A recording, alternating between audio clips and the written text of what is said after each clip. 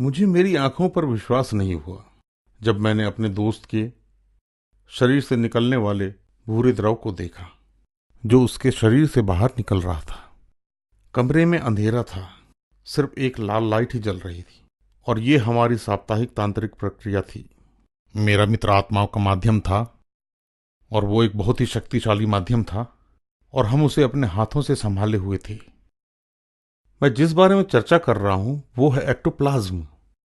यदि आपने ghost busters film देखी है तो आपको ये बात अच्छे से समझ में आएगी। कुछ लोगों को ये मजाक लगा, लेकिन नहीं, ये हकीकत है, यह एक सच्चाई है।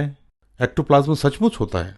इसे दो प्रकार से परिभाषित किया जा सकता है। पहला, जीव विज्ञान के द्वारा, हर एक मनुष्य में एक्टोप्लाज्म होता है। दूसरी परिभाषा के अनुसार वह तत्व जो आत्मिक माध्यम के द्वारा उत्पन्न होता है। यह प्रेत सिद्धि की परिकाष्ठा है। यदि आप गूगल में जाएं तो आपको 2,44,000 वेबसाइट्स मिल जाएंगी और बहुत से प्रसिद्ध वैज्ञानिकों ने भी इस अद्भुत घटना को स्वयं देखा है।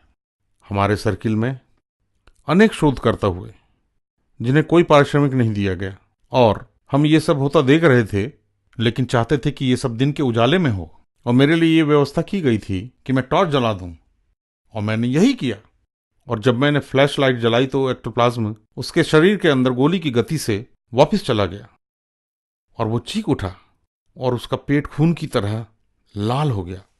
ये करीब 6 इंच की गोलाई का था और ये बहुत ही भूतिया था, जैसे खून से लथपथ हो।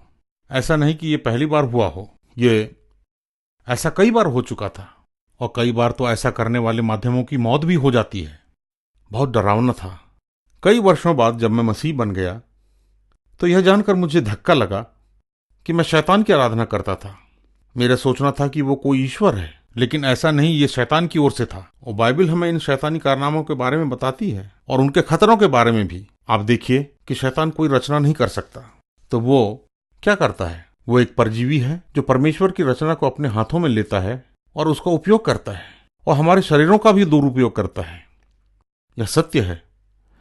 मेरे मित्रों, यदि आप पारलौकिकता और तंत्र मंत्र में संलग्न हैं तो आप शैतान की आराधना कर रहे हैं और वो आपका नियंत्रण कर रहा है। ये बहुत खतरनाक है और आपको ये जानकर दुख होगा कि आप न चाहते हुए भी इसमें लिप्त हैं। लेकिन प्रभु यीशु में एक अलग ही कहानी है। आपके पास अनंत जीवन है और यही वो अंतर है। यीशु मसीह ने कहा कि मार्ग, सत्य और जीवन मैं ही हूं और बिना मेरे द्वारा कोई पिता के पास नहीं पहुंच सकता।